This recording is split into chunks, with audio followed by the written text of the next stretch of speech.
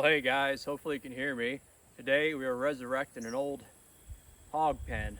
Dad built two of these a lot of years ago now, and quite a few years, well, more than 10 or 12 years ago, we resurrected those two into one, and we hadn't used them for a while, and we're getting ready to go put pigs back in them.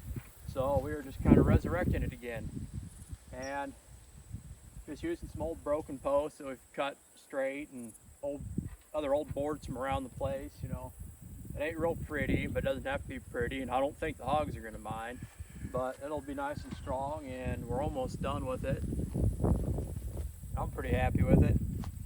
And I got a new tool belt here that a good friend of mine gave me not too long ago, and wanted to try that out too, so I'm wearing that. I'm pretty happy with it. It's a nice belt. Anyway, I'll get back to you guys in a little bit.